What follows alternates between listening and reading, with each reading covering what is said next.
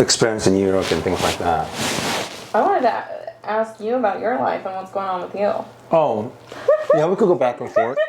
Are you already recording? I just pressed record. Oh, okay. Hi, welcome to the Just Okay podcast. I'll move this up here. Hi, welcome to the Just Okay podcast. I am Brittany Ledesma. Today I have Yoshi Obayashi. Wow, you said that perfectly. Did I really?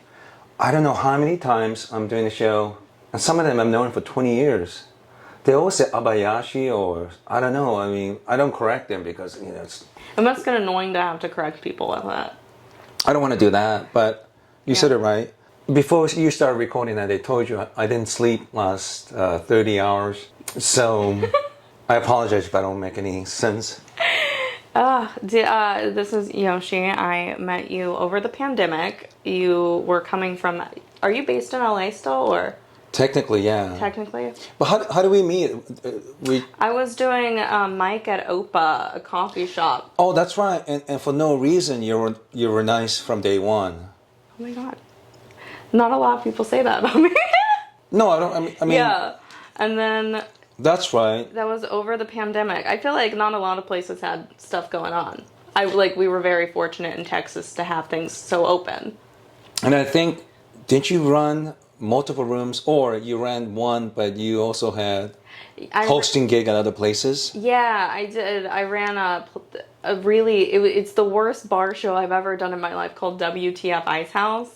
It was like a real, I've seen so many drunk people just start fights in the middle of a comedy show there.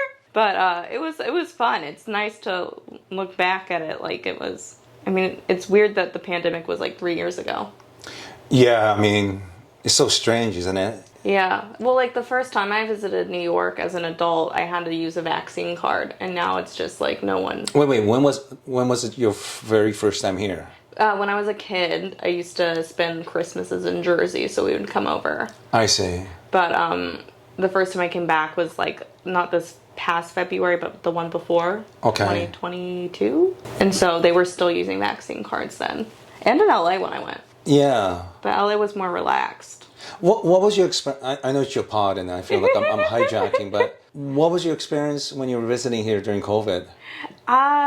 It was just weird because the hotel gym, they had a one person at a time thing. Yeah. Which was probably the most annoying part for me because I went down there and then I had to go back upstairs. Okay. I don't know. It was weird having to use a vax card because in Texas, no one really cares about the vax card. I knew so many people with fake vaccine cards in Texas, but now it doesn't matter at all what you did. Did you you were in LA during the pandemic? What was that like?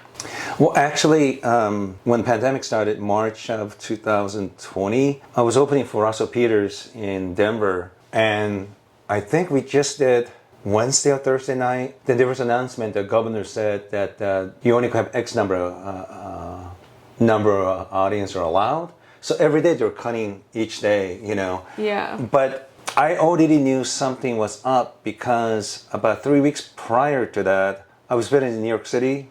I was getting a haircut. I always get my haircut done in Chinatown.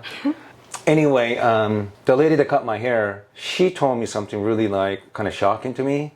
She's saying that she's not going back to China for the Chinese New Year. Now, this is a very significant because most Chinese work the whole year. They look forward one time a year, visit their family. So this is the only time they have time to visit. And she's saying she's not going to do that. So she heard something, and I knew this was a really, really bad news. It's kind of like when the tsunami hit and everyone was at the beach, and they noticed all the animals running away from beach and running up the mountains. Yeah, the Chinese know before, just like how the animals know before. Yeah, because she must heard something already in China say, don't come back. So when she told me that, I knew this was something bad. And what was funny, when I was having conversations with Russell, he thought this is only going to last a week or two. I was thinking 2 to 3, 4 years at the time, because there's no way somebody who works a whole year, they want to visit their family, to say, I'm not going back. I knew that was something really, really bad. Yeah. I remember I was working at a smoothie shop, and my boss, he was like this really dumb 30-year-old who was obsessed with Drake. and managed a smoothie shop. And he was like, yeah, it's going to get really bad around here. We're all going to start dying. And I was like, well, we're young and healthy, so old people will die, but I'll be fine. Yeah. And as fucked up as it was true. I mean, when I said 2 to Yeah. 4, it was just a gut feeling about it. But That was a weird time, I think, for everyone for a while. But I think the last time I had that kind of really weird feeling was my second trip to New York City. My first visit to New York City was probably like 6 or 7, 8 days after 9/11. oh, damn. So Fresh. yeah, I was flying over. I bought the ticket like month and a half before that. I had an uncle and aunt living here, and excuse me, when I was flying over, we were flying over lower Manhattan, and you could see still the smoke were going up. This is like over a week. Oh, no. Yeah, and you don't understand just magnitude how big that area is, you know? So we flew, I was like, that's my first impression of New York City. I land in JFK, my uncle picked me up, and then, I got a bad news because I got kind of sick and tired of living in Washington State. I want to move to New York City, and my uncle and aunt just signed a lease to open a nail salon. They signed the lease on September 10th, 2001. And they called me that day, and I have a job. Then, of course, September 11th, I realized I don't have a job anymore. So when I finally was visiting, I'm visiting a place I can't stay anyway. But I think a couple months later, I visited for the second time, and it was I'm sure you're probably too young to remember, but anthrax. I do remember the anthrax. Yeah. So on the day I landed, as we were driving through NBC or whatever the studio, this ugly rumor kind of spread.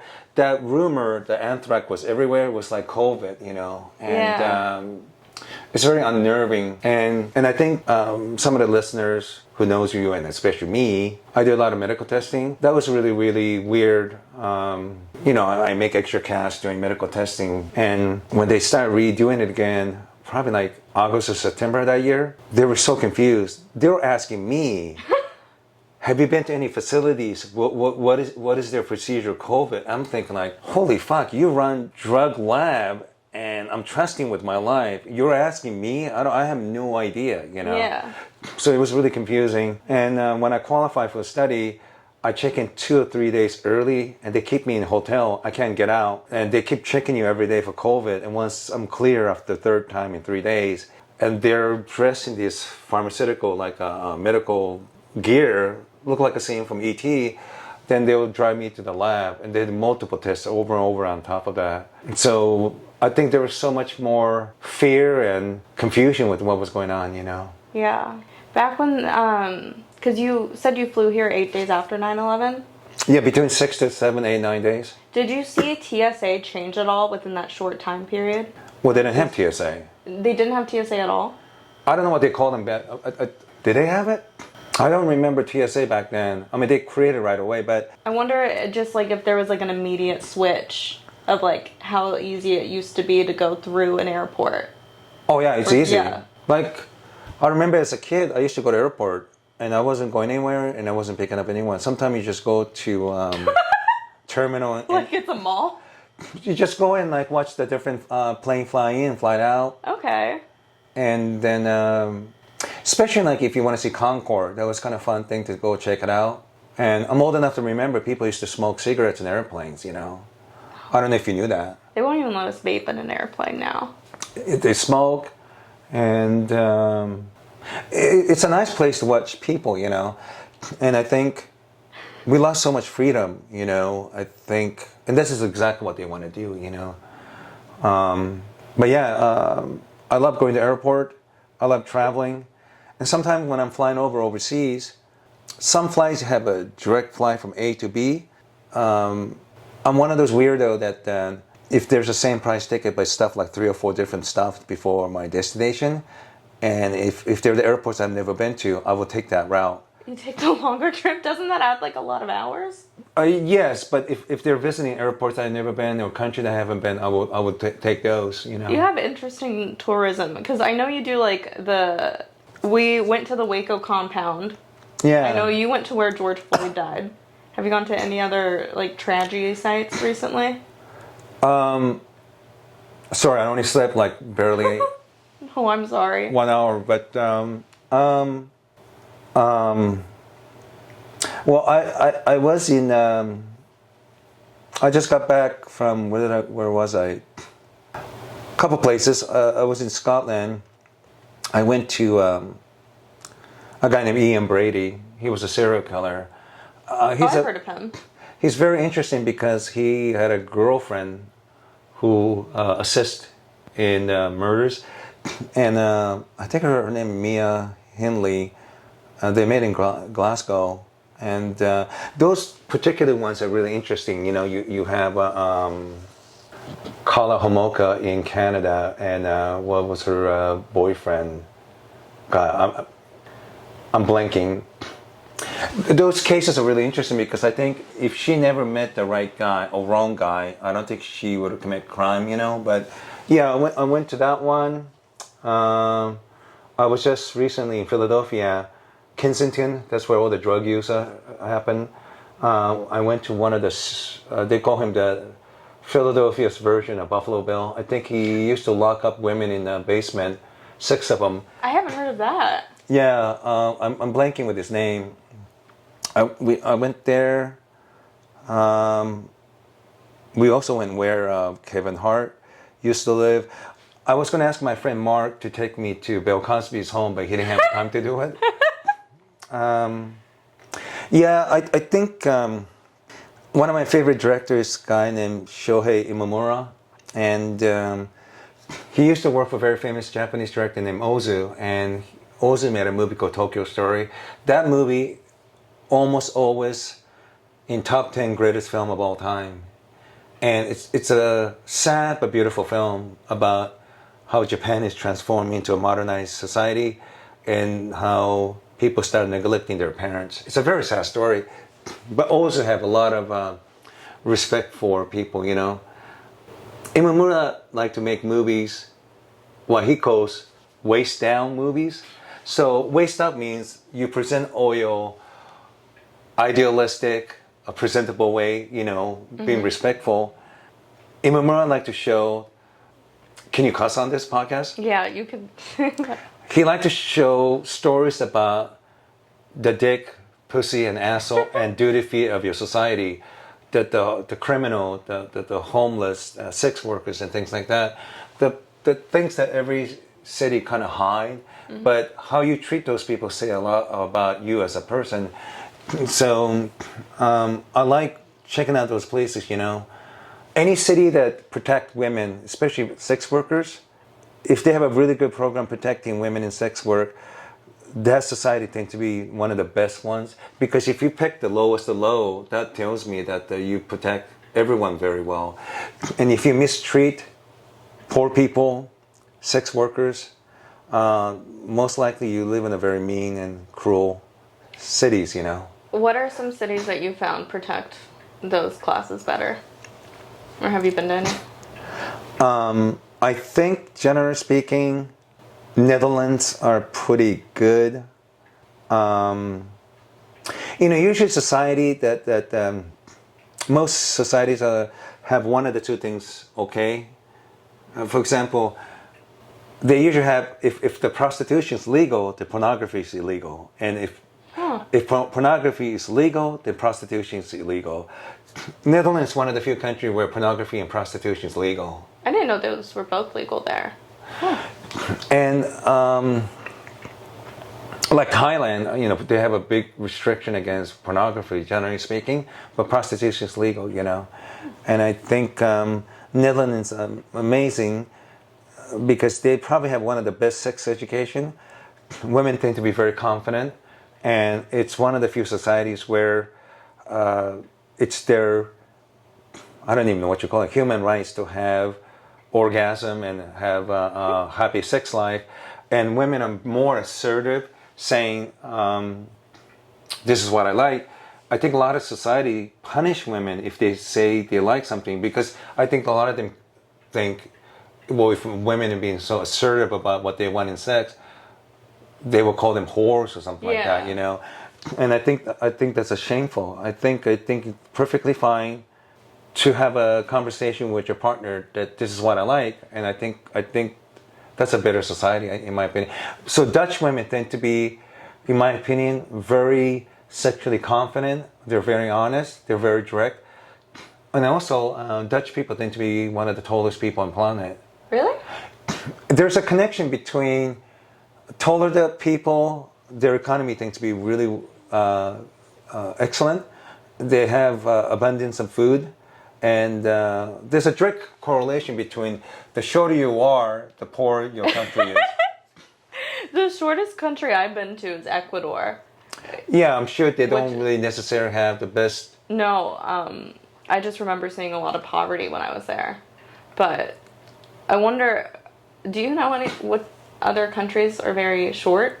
If Dutch is the tallest? Many Asian countries and Latin America for sure.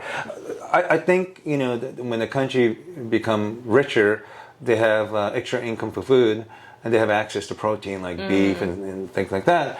And when you're poor, you don't have access to that. So That's more the country becomes richer, they have access to food that will help you healthier. And if you compare to, let's say, average height of Japanese 100 years ago and now, it's not even like close, access to having quality food changed that health and better for your life and economy. I mean, the reason why humans have a bigger brain is because access to better protein, yeah.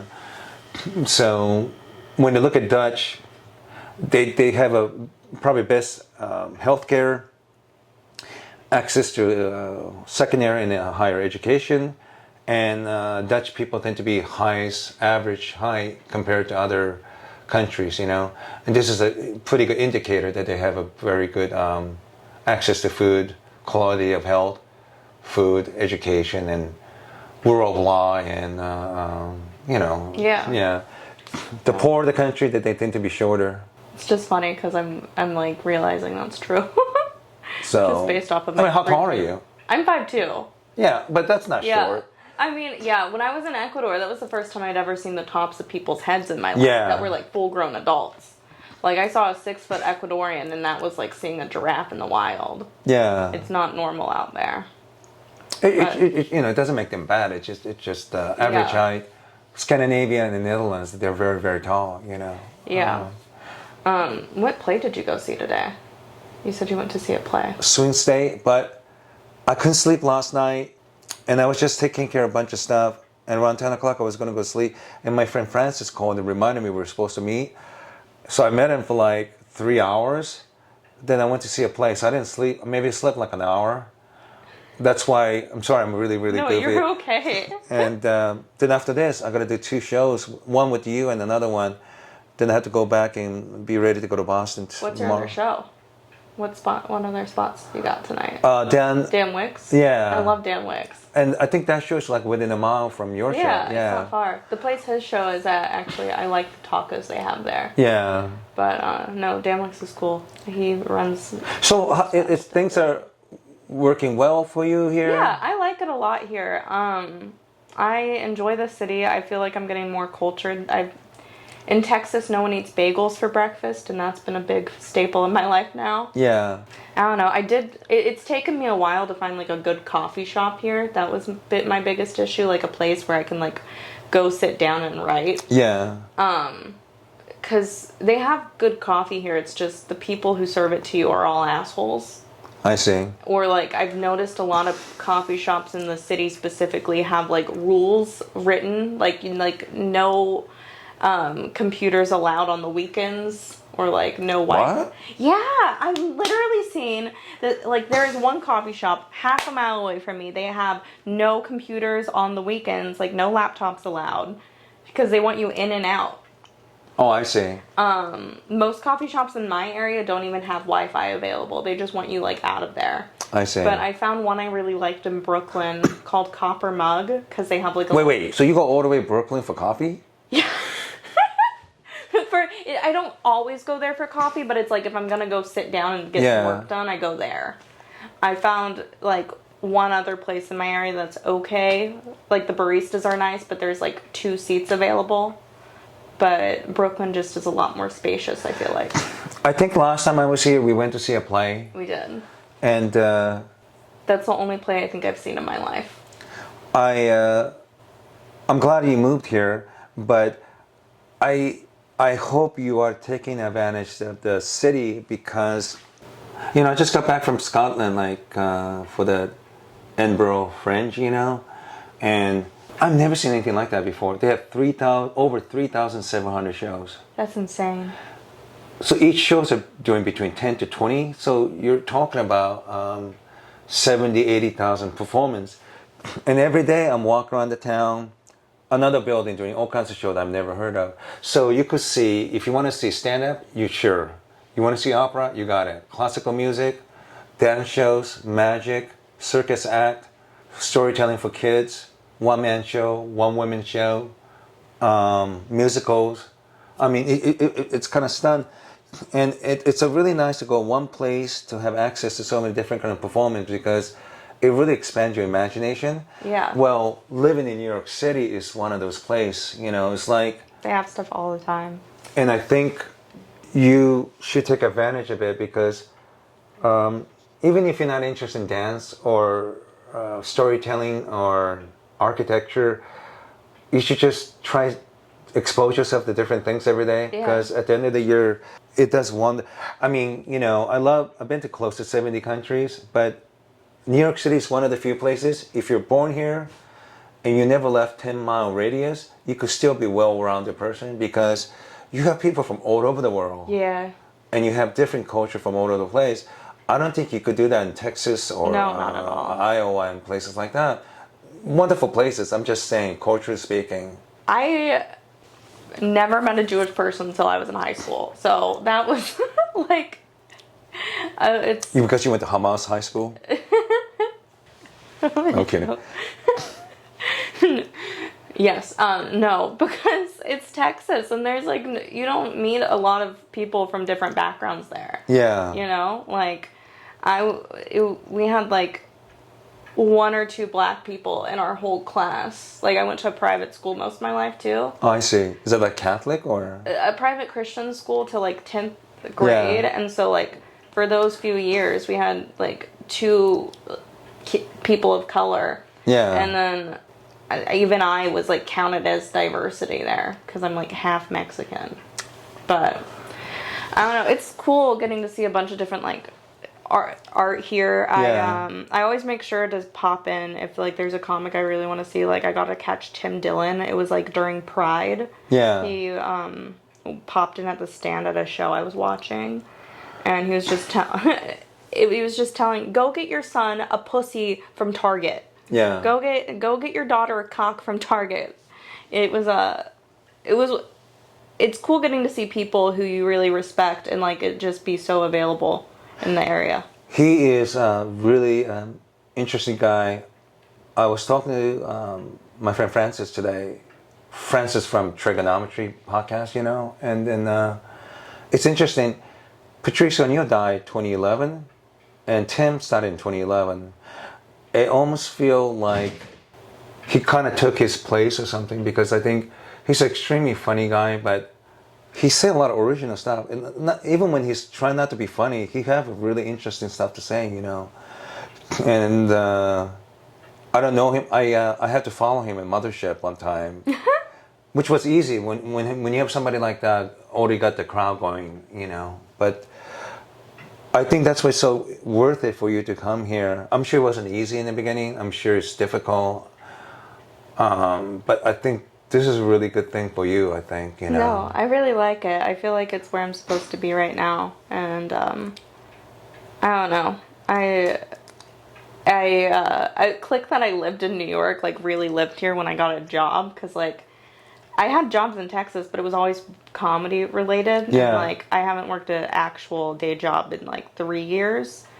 But it was taking the metro, the subway to go to work. I was oh, I'm really a New Yorker now. Yeah. And now I'm still in the honeymoon phase with the city, but I like it a lot. Do you have a goal, or is there things that you want to do? I just want to get better at stand-up here. That's probably the only thing I really care about doing here. I've been trying to explore, like, I took a pottery class when I first moved here. Good for you. I'm trying to take, like, a lot more other, like, arts and, like, be Yeah. able to do them, especially in this big of a city. Have you done any storytelling shows? No, I haven't yet. I think you should. I need to. I'm not good at finishing stories. That's my issue. I feel like I'm. What do you mean? I'm not great at like telling people stories. I feel like it's so hard for me to get to the end of it. I don't know if that's just being a woman and like just not being able to get to the end of a story, or if it's just like something I'm just smoked too much weed. I forgot how the story ends. I'm just not great at recalling events that way. Maybe you want to work backwards. Yeah. Have the ending, then kind of Yeah. try. I think I think you should, because I think we were talking John Mulaney for a little bit, and not only is he just unbelievable stand-up comic, his storytelling skills are tremendous. Have you watched his specials at all? Yeah, I watched this last one. That one is so different from previous one, because most of the jokes are like a minute or two. And when he's telling these stories, sometimes some of those bits are like 5-7 minutes long. And I think he's entering the mature phase, that the really interesting phase. I think you writing everyday journal or something and living in New York City, I think it'll be excellent. Like when you watch David Tell, it's almost like comedy version of poetry. But I think when you look at someone like Louis and Mulaney, it's like short stories. I think you want to get good at both, Yeah, absolutely. I want to try it all here. So you want to join Moth. We talked about that before. What? Moth? Moth? What is moth? MOTH. Those little bugs. Yeah, Yeah. It's a storytelling thing. It started by this guy from, I think, Atlanta, Georgia. Okay. When he was a little boy, his grandfather used to tell him story outside, late at night, and he's telling the story so long that, at nighttime, all this moths are kind of gathering by the light. So it's a storytelling show, and it's a national chapter. A lot of very famous stand-up comic tell a lot of interesting, like Louis did one, and I think I have his name all fucked up. Michael Metzger. I think I might have his name, but he told a story about he was HIV positive. Oh, here's another one that died in 2011, same year as Patrice. Oh. But his wife was HIV positive, so was he. But he told this beautiful story about how much he loved his wife. You know Jamar Neighbors, right? Yeah. Yeah, he was in town taking an acting class, and he got me looking into doing more acting classes, writing classes here, just because they're all like around the city and it's so readily available, and this is kind of like the best place to do it. You should do it, yeah. Yeah, I took a writing class online that I really liked. I need to start exploring more like outside the city and meeting more artists here. I found like my favorite Monday mic when my friend Dylan and I were here together last year. Yeah. And it was because you got to see like all sorts of like art there. Like there were poets, there were musicians, like there was comics, but like someone did like a strip tease there. Like that was they did a strip tease dressed as Michael Myers. Yeah. Like last Halloween there, and it was just like entertaining, but it's like interesting to see people do different types of art and music that you don't get to see anywhere else. Well, I think that's why the Scotland, I decided to do it without not knowing anything about the festival. It took me maybe 7 to 10 days to get an idea, like, well, what is this, And even sometimes you see plays from Belgium or South Korea, like plays are plays, but like people from different backgrounds do it differently. So sometimes I'm watching like, what is this? Like, oh, I didn't know you could do that, And I think that's including like stand-up comic from Norway or South Africa, I think it would be good, because it's almost like you're a basketball player, and during the summer before the season starts, you learn to throw free throw better or 3-point. You just work on things, and you watch other players like, oh wow, that's, you kind of pick up other people's good idea. And I think that's why New York City is so amazing, because, when Chinese people saw Jewish people doing something like, oh wow, that's better. They do that better. The Jewish people see black people doing certain things better, and like there's constant keeping everybody honest, you know. And yeah, I there's think, constant growth here. yeah, and I think that's the thing, and of course somebody else going to see you do stand up. Wow, I've never seen that, you know. I think it's really really good. Yeah. But I hope you keep writing because even taking like a dancing class, you're able to entertain people. Like you have a better control of your body. There's some comedians, they don't have to say anything. Their facial expression makes me laugh. That must be either natural or acting classes, you I know? think some people just have like this charisma towards them that I'm like, I will never be able to have that type of charisma, but I can do my best to like write myself to be funny. Like, I don't know. I think I've seen you. You do have a lot of charisma. And Have you seen Dylan Sullivan when you go to Mothership? I see him like once or twice a week, especially like Secret Show. He's one of those people who I feel like can just like make a face on stage and people start laughing. Yeah. I think being bigger also helps you with that, but he's one of those people who's just like so charismatic. He like, anytime he's told me he's bombed, I was like, the crowd still liked you, you know? Like, I think like somebody. I mean, I knew Amy Schumer a little bit.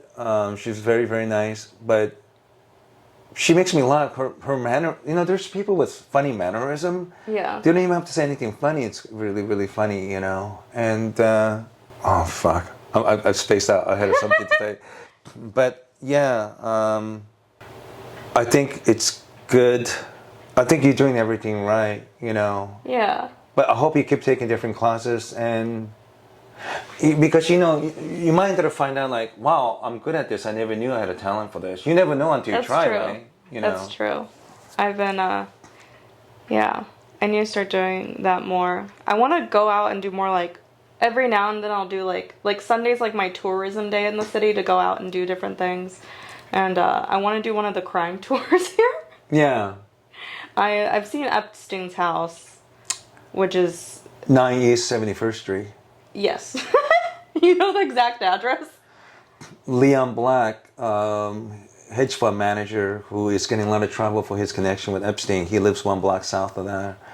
And I think Woody Allen's home is like block and a half from east from Epstein's place. Huh. And then 5 blocks south is made of four blocks. 5 blocks south is Ghislaine Maxwell, and then and there is a church called St. James Church between Epstein and Woody Allen. Well, St. James Church sounds funny because the pedophile island is like St. James Island. Yeah. Pure coincidence. And there's 740 Park Avenue, which is a block away. They made documentary about that house because they have most billionaires living in that building. Gloria Vanderbilt used to live there, and that is Anderson Cooper's mother. Huh. And it's kind of interesting that Epstein lived 1 block from there because he has connection to the super rich. But yeah, we deserve the kind of president we have, and we deserve the kind of criminal and crime because we neglect people, and you know. Yeah, it just kind of happened in front of everyone, and it was turned a blind eye. And we have most serial killers, I think. I'm pretty sure of that too. We have most of them caught right now? No. Oh. America produced more serial killers. I kind of have a theory that the next round of serial killers are going to be coming out of more conservative states like Florida, specifically. You think so? Yeah. Because, What's your theory on that? Because they're like putting in a lot of these rules in the public education system, like the Don't Say Gay bill and then the Don't Say Period bill. So like, I think young kids are going to be really confused and then like hate who they are. Yeah. And that happens a lot, like with John Wayne Gacy and a bunch of other serial killers. It's like repressed sexuality and stuff, and it's going to come out in a sadistic form for some of them. I don't know the exact title of the documentary on Netflix, but it's that torso killer. He was a serial killer in 70s and early 80s when Times Square was really Oh, wild. I saw that one. Yeah, he killed this prostitutes. Yes, so there was a guy who worked on that show. I think his name is Peter Brunsky. He is professor from Toronto, and prior to getting interested in serial killer, his specialty is international relations and Russian studies. So he had a conference in New York City. It's in the documentary too, and he couldn't afford places to stay, so he got the cheapest place. Well, this particular motel in Times Square, as he was trying to get an elevator to his room, the guy kind of bumped in with a bag and something heavy in his bag. Well, there's 2 heads in that bag. And that's how he met this serial killer, because by the time he got to second or third floor, or fourth, whatever, that serial killer already started the fire. So he had to run out of the floor. And that's how his interest in serial killers started. Yeah. The reason why I mentioned his name, in addition to be consulting for that particular documentary, he had an interesting theory. He got most of the American serial killers and put their name and their birthdays, and he found a really interesting fact. Most of those serial killers were born in the war years. Huh. World War II, Korean War, Vietnam War. So why is that significant? Either they were born in the war years, or they were alive during the war years and they served.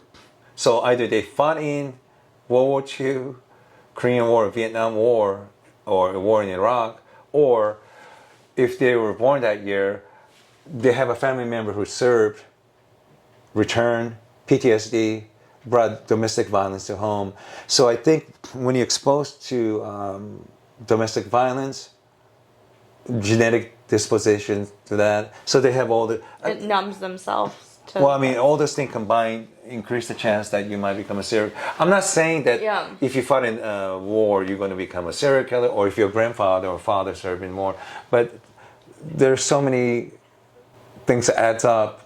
I mean, also the types of people who are attracted to... I know they have the draft back then, but also generally the people who are attracted to law enforcement as well as like the army are...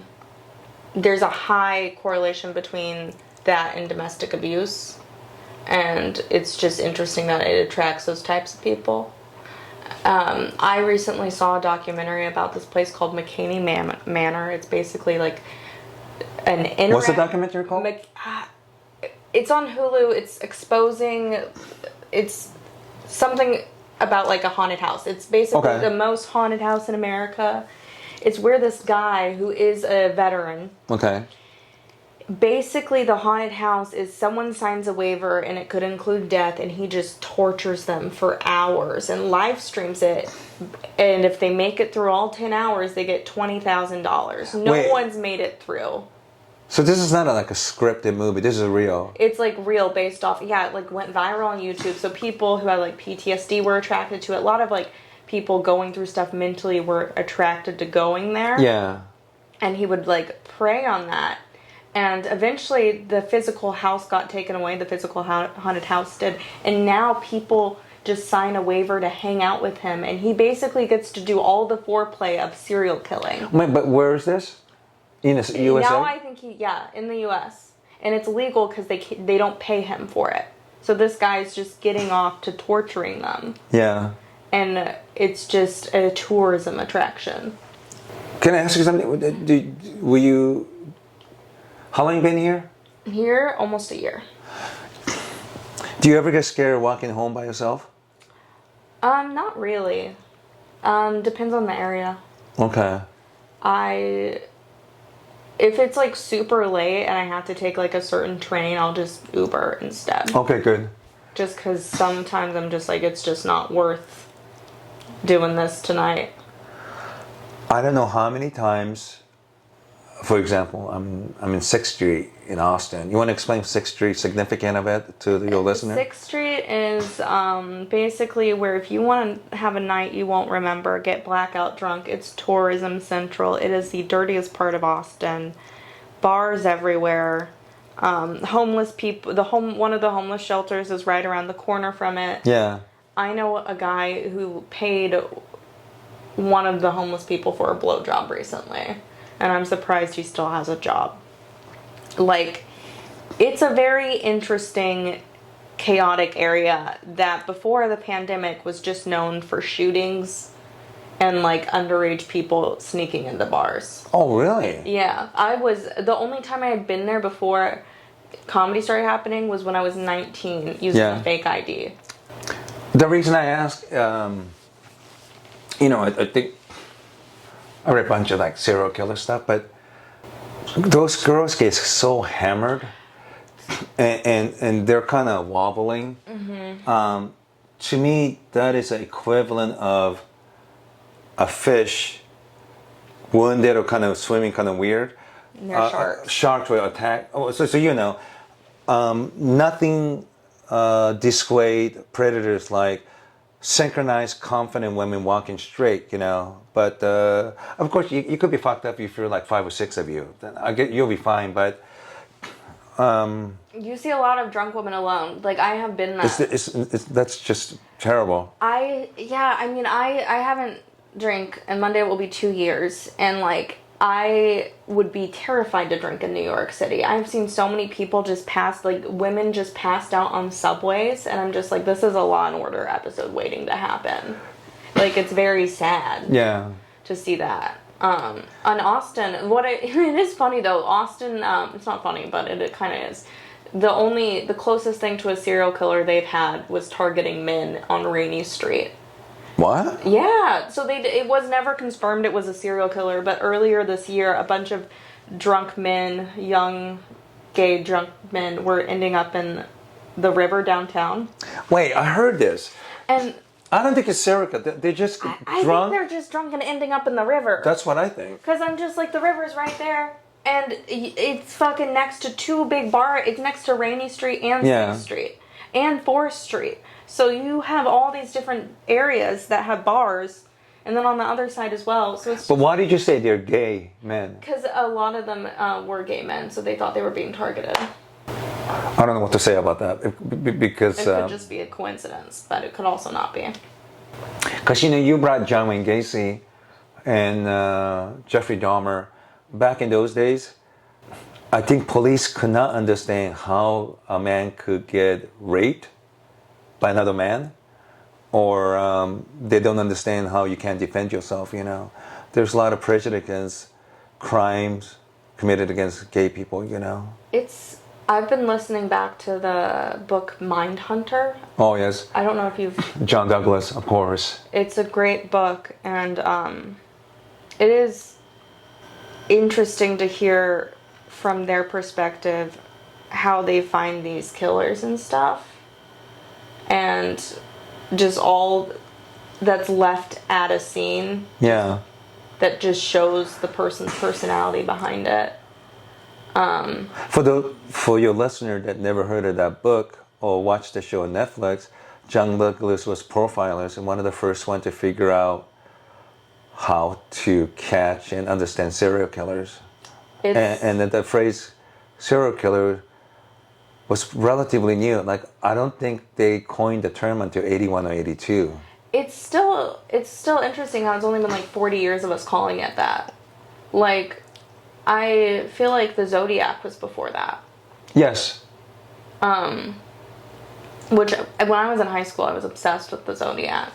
Because I feel like that was the one. They keep saying they found the Zodiac, and I don't think they have.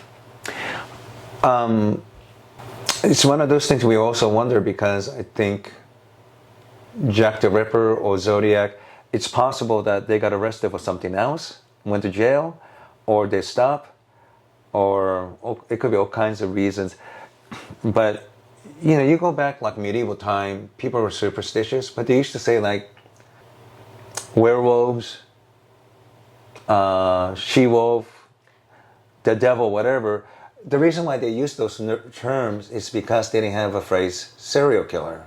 It was easier to, I think, believe that it was something supernatural than it being like a real person. Possessed by the devil. But I think they're not that far off. I mean, if they're psychopath. I did. I just saw a documentary. It scared the shit out of me because I'm Mexican and my dad is like super like traditional in that aspect. Like he is terrified of evil spirits and stuff. Yeah. So I thought it's called The Devil on Trial. It's on Netflix. It's really good. It's about how this 11-year-old boy was possessed by the devil. They have Yeah. Ed and Lorraine Warren and like actually come over. They play like all the recordings, but I guess someone challenged the devil during an exorcism and Yeah. possessed the guy. Lorraine Warren told the police before someone's gonna get stabbed with a knife, and then the guy who got possessed after stabbed some random guy with a knife like 10 times, and it's the only trial I think that they've successfully argued that someone was possessed.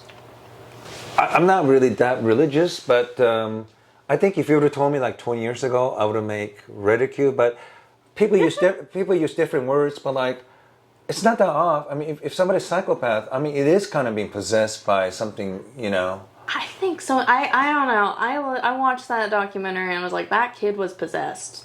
Just because they play the recordings for you and for me. Listen, Yeah. But I definitely do think psychopaths, they just lack something in there. They lack a whole empathy. A lot of psychopaths, though, don't even kill people. A lot of them just end up being sadistic CEOs that screw over, like, companies and Sure. people.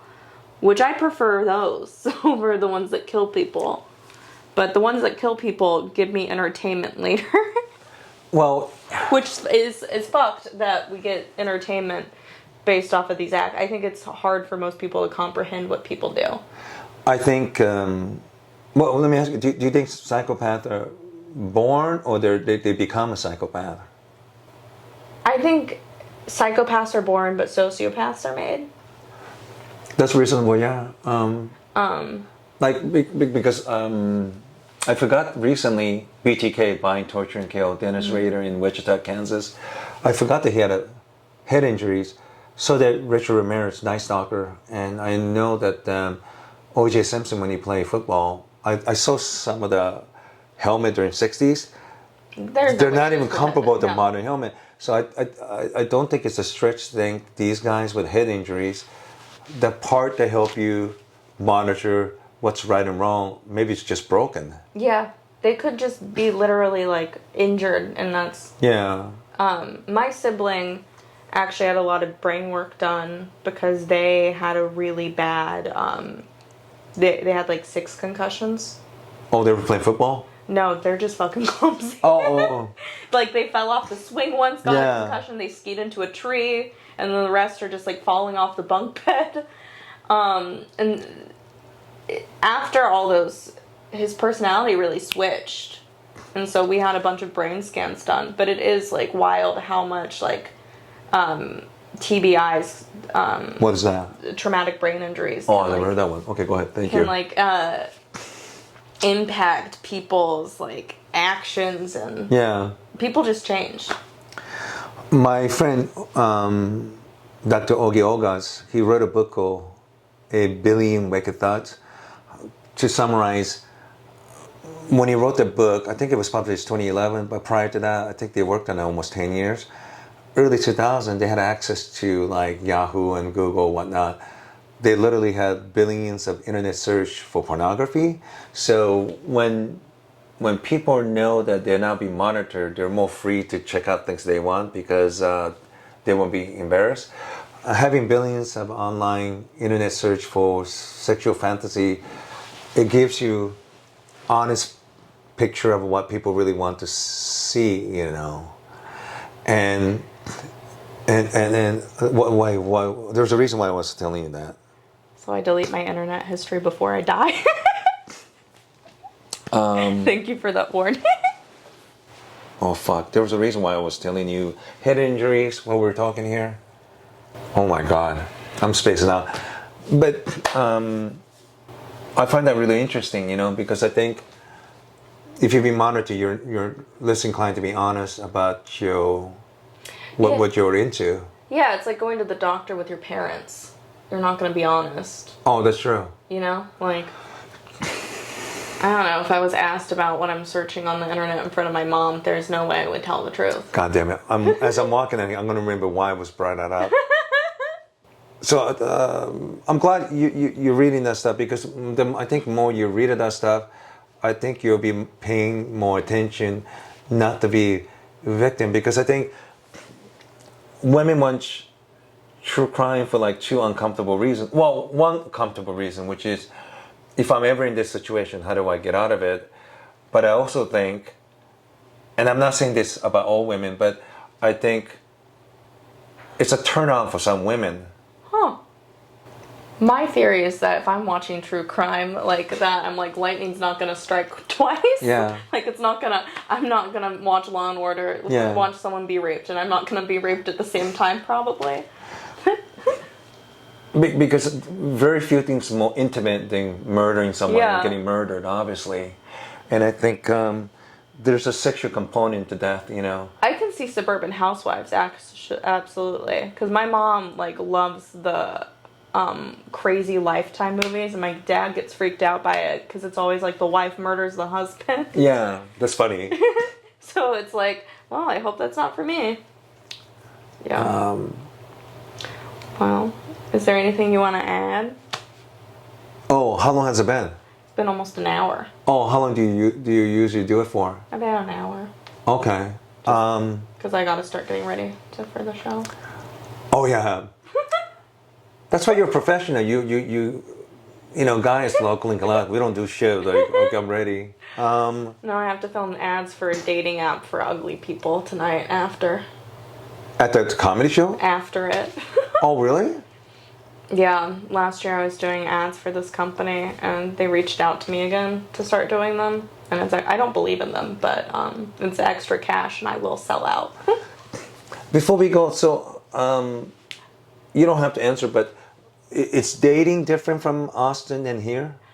I don't even really go out and date. I've been on a couple dates here, and it feels... I just don't like doing it, because the part where you have to say that I do comedy is just annoying. Yeah. So I kind of just function alone. Sorry, I'm not trying to put you I on the went on a spot. date with a normal person here. What does that mean? Just like someone who's like nothing like related to stand up or anything, like just a normal. But these days, I don't know what normal is. I think she just had like an accounting job, and it was fine. I don't know. I feel like they date for sport out here. Like they're trying to go on as many dates as possible. Yeah. They have a lot of weird. It's weird to see a comic on a dating app, because I downloaded this one app called Field, and it's for like weird people, but mainly just because I'm like, I would rather. What's it called? Field? It's for like people who are like really into hookups. I'm not like on it like that, but I'll see like comics on it, and like their bios are so in depth, and it's just them being like earnestly horny online. Yeah. And I'm just like, you're a comic though, and I can't look at you the same now. Like I'm seeing a part of you online that You don't get lonely at all? I've been talking to someone for a minute now, so, but I feel like I just go through flings. But I've been keeping in touch with I was set up with someone, and it's going good.